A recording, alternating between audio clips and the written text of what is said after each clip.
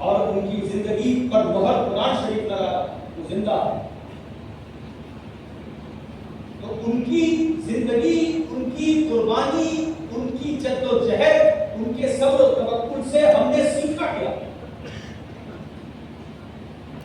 भाई जलसा कर लेना उनके नाम पर, क्या यही पैगाम इमाम हुसैन है? महज कुछ खाना बनाकर खिला देना अच्छी बात है, लेकिन उस तक अपने आप को महदूद रखना, क्या यही पैगाम करबला है?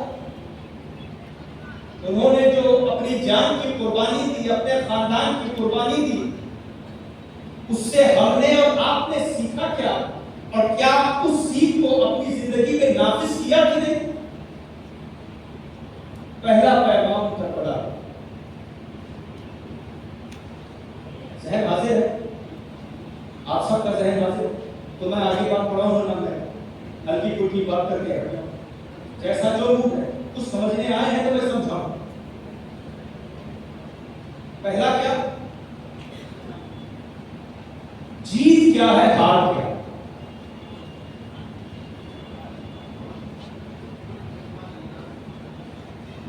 दुनिया जीत और हार दुनियावी माना और है,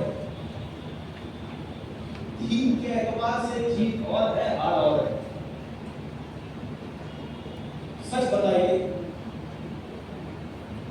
दो गिरोह में जंग हो, जिसने ज्यादा मारा वो जीता, ये जिसने कम?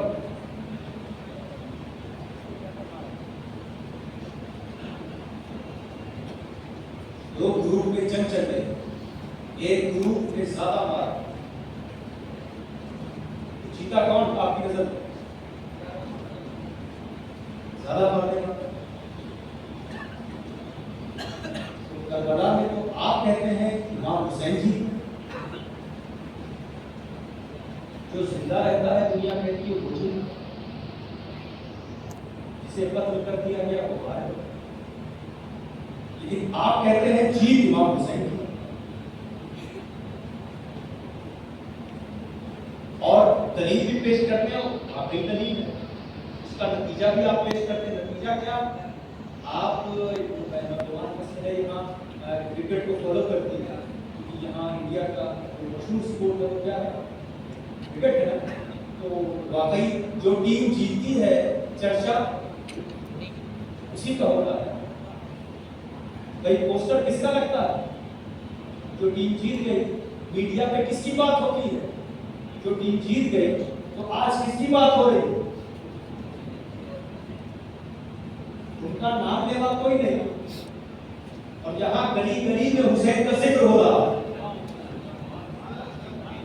पोस्टर भी हुसैन के नाम का लग रहा है, मीडिया और सोशल मीडिया में भी हुसैन का ही जिक्र हो रहा है। तो ये नतीजा तो निकला, लेकिन आप समझाइए कि जीत क्या है, हार क्या है? देखिए, दो लोग चल रहे हैं, जो आगे चले वो जीता, जो पीछे चल रहा वो जीता। दो लोग चल रहे हैं, जो आगे वाला वो जीता या पीछे वाला वो जीता? ये दुनिया है। दुनिया यही कहेगी जो आगे आगे चलता है वही जीता, लेकिन दीन में उलमा ये कहेंगे जो मुस्तफा के पीछे पीछे चले। दीन की जीत दूसरी है, आगे आगे चलने, मुस्तफा के पीछे पीछे चलने वाला जीत गया। दुनिया तो ये कहेगी कि जो ज्यादा कमाए वो जीता या जो ज्यादा लुटाए वो जीता, जो जिसका जेब खाली है वो जीता या खाली है वो जीता। जिसका जेब खाली हो, बैंक बैलेंस अच्छा हो, प्रॉपर्टीज हो, एसेट्स हो, और सब उसकी ओनरशिप में हो, उसकी मिल्कियत में हो, वो जीता ना। लेकिन तारीख बता रही है कि सिद्दीक़ अकबर नबी के कदमों पर सब कुछ लुटाकर जीत गए। अब मैं आपको एक और मिसाल देता हूं कि जो कुश्ती लड़ने वाले लड़े तो कौन जीता? जो गिर गया जो गिरा दिया, जिसने गिराया वो जीता ना। लेकिन जुनैद बगदादी से कभी पूछिएगा,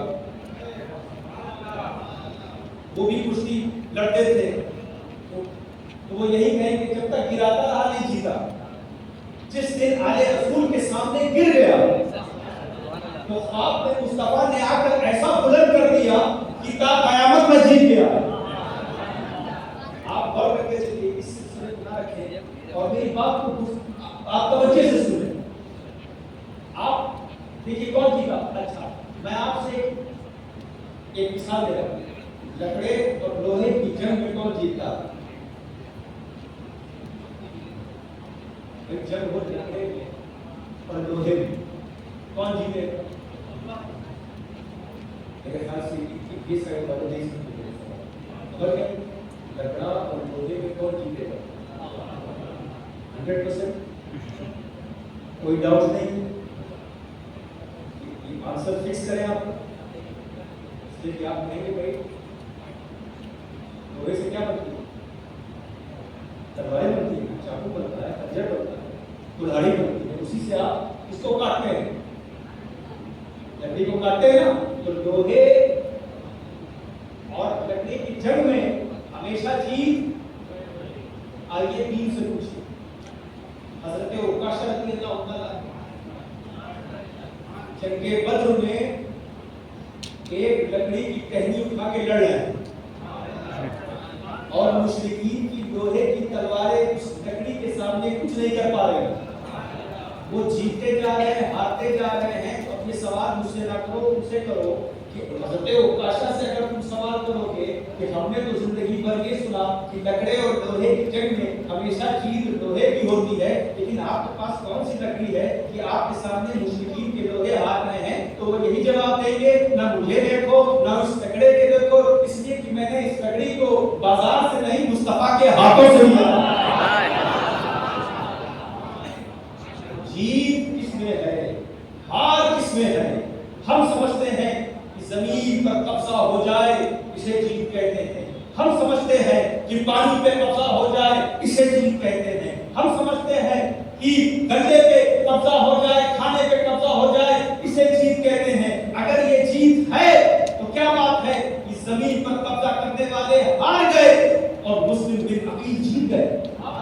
अगर पानी पर कब्जा करना जीत है तो क्या बात है कि नहरे फुरात पर कब्जा करने वाले हार गए और प्यासा अली असगर जीत गया। अगर खाने पर कब्जा करना जीत है तो क्या बात है कि उस वक्त खाने पर कब्जा करने वाले हार गए और भूखा अली अकबर जीत गया। तो करबला के मैदान में हमें बताया है कि जीत, जनाब आप करबला से पूछिए तो जीत न दौलत में है, न शोहरत में है, न हथियार में है, न तादाद में है। इमाम हुसैन से पूछो तो वो यही कहेंगे, बच्चे जिंदा रहे ना रहे जीत ये नहीं है, खानदान रहे ना रहे, खाना मिले ना मिले, पानी मिले ना मिले, बस बातिल के सामने सर न झुके इसे जीत कहते हैं। करबला के मैदान में हमें बताया कल शोहदाए करबला जीत गए, आज शोहदाए गज़ा जीत गए।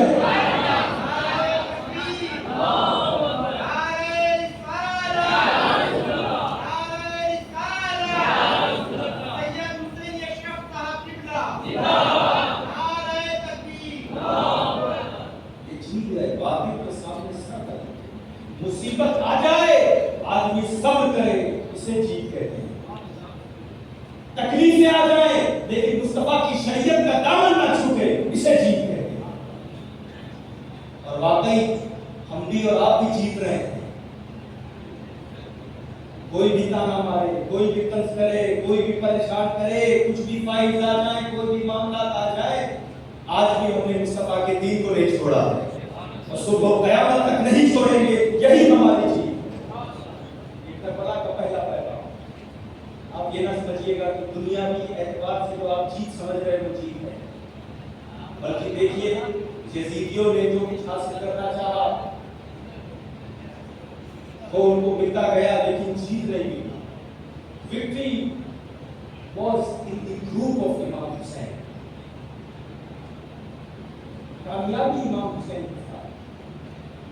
पहला पैगाम करबला का ये है कि जीत क्या है, हार। दूसरा पैगाम बता दो, अगर जहन हाजिर है बड़ा आसान, वो है नमाज।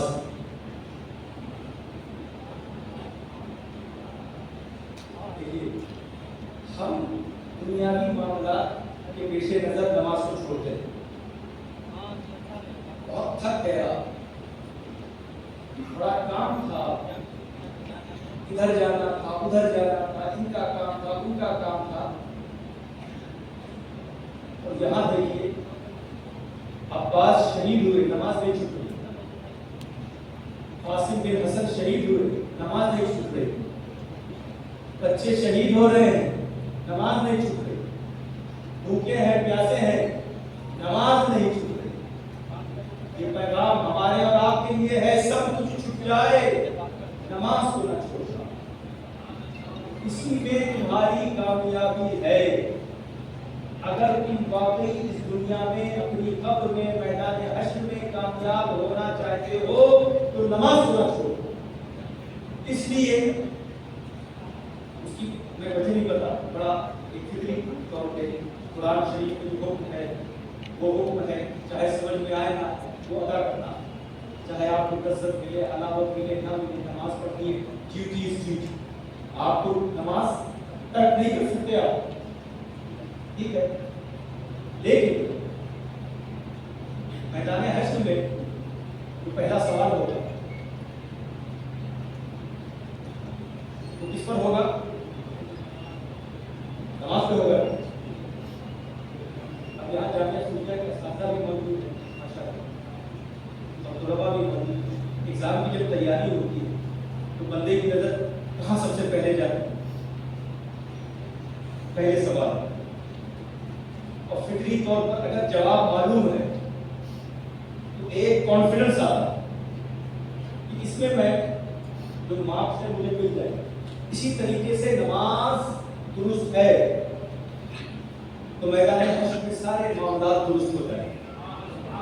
और इसी सवाल पर अगर अटक गए तो जो कॉन्फिडेंस होगा, अच्छा अब आप गौर करिए, इमाम हुसैन ने जो नमाज, लेकिन आखिरी वक्त तक नमाज नहीं छोड़ा, है कि नहीं? नमाज नहीं, नमाज के साथ है। क्यों? अल्लाह का हुक्म है, उसके रसूल का हुक्म।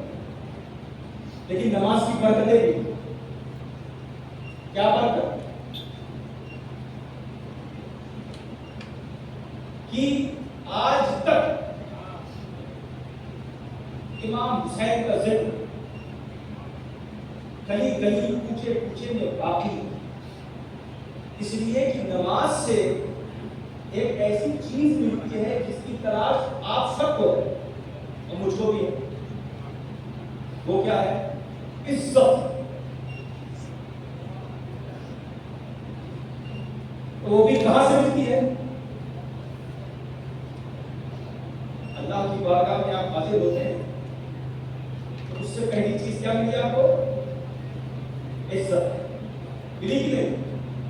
आप गौर करिए, बहुत सारे ऐसे लोग हैं जो बुनियादी तौर पर बिजनेसमैन होंगे, तिजारत करते हैं, जिनकी दुकानें हैं, बहुत सारे लोग हैं जिनकी प्रॉपर्टीज हैं, है कि नहीं? बहुत सारे लोग हैं जिनके पास बड़ी पावर है, सियासत में है, पॉलिटिशियंस हैं, लीडर्स हैं, गाड़ियां हैं, एसेट्स हैं, प्रॉपर्टीज हैं, लैंड हैं, और उनको ये महसूस होता है कि जो मेरे पास है, जो एसेट्स हैं, ये मुझे इज्जत देते हैं।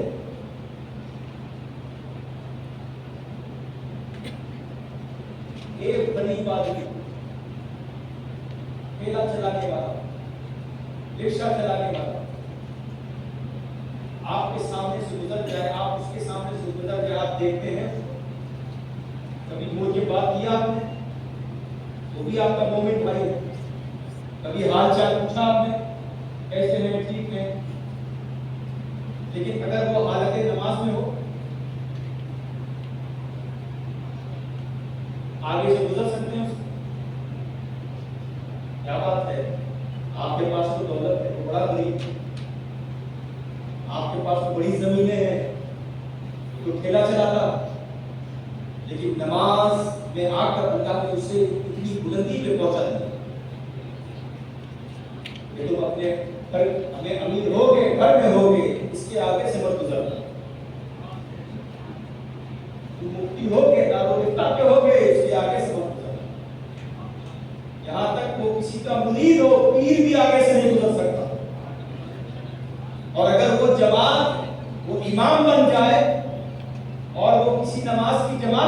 पढ़ा रहा हो, उसको लीड कर रहा हो, तो पीछे अगर पीर भी आ जाए तो नियत में ये नहीं कहेगा पीछे इस मुरीद के, पीछे इस इमाम के। अब नमाज ने कितना बुलंद और कितनी इज्जत दे दी कि उसके आगे से तुम कोई भी हो, सीएम हो, पीएम हो, पार्लियामेंट में बैठे हुए एमपी हो, तुम बड़े दौलत वाले हो, ताकत वाले हो, कुव्वत वाले हो, तुम कुछ भी हो, लेकिन उसके आगे से नहीं गुजर सकते। तुम दौलत वाले हो, नहीं गुजर सकते। तुम्हारे पास बड़ी दुकानें हैं, नहीं गुजर सकते। क्यों? तुम कुछ भी हो, वो अपनी मेराज में है, उस मेराज ने उसे बुलंद कर दिया, अजमत अता कर दी है। तो दूसरा पैगाम करबला के लिए है कि सब छूट जाए, नमाज न छूटे, सब्र का दामन न छोड़े, तवक्कुल अल्लाह पे भरोसा। ये इमाम हुसैन की जिंदगी से हमने सीखा। भरोसा हो, सब्र हो। ये नहीं कि सब्र इसको नहीं कहते कि तकलीफ में शिकायत, शिकायत को तर्क करना, इसे सब्र कहते हैं। इसको तर्क करना, शिकायत को तर्क करना, इसे सब्र कहते हैं। अब सब्र पे तो और भी बहस है कि उसकी कितनी किस्में हैं वगैरह, ये तो अगली वक्त बाद में वक्त में रहेगा हमारे पास, तो ऊपर जिक्र करेंगे। पैगाम क्या है? नमाज न छूटे, ये पैगाम एक पैगाम। याद रखिए, एक बात तो बड़ा मशहूर वो जो शेर है, शाह हुसैन बादशाह हुसैन दी नस्ल हुसैन दी बड़ा हुसैन, और ये हज़रत गरीब नवाज से मंसूब है, और भी उलमा कहते हैं नहीं है, मैं इस बहस में नहीं पढ़ता, लेकिन बात जो है वो हक है। सददाद नदाद दस्त, सर दिया हाथ नहीं दिया।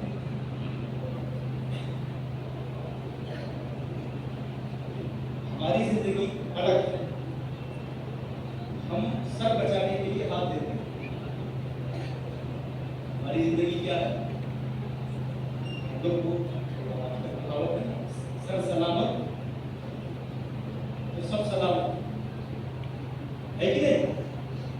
और वहां एक अजीब पैगाम, सर दे रहे हैं हाथ बचाने के लिए।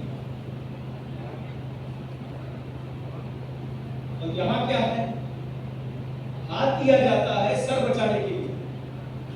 तो मेरा मामला हो जाए, बच्चे बच जाए, मेरे घर वाले बच जाए, रिश्तेदार बच जाए, मेरा काम हो जाए, मेरे यहाँ कोई प्रॉब्लम ना हो, मेरे यहाँ कोई आके कोई मेरा घर ना गिरा दे, मेरा बच जाए, पड़ोसी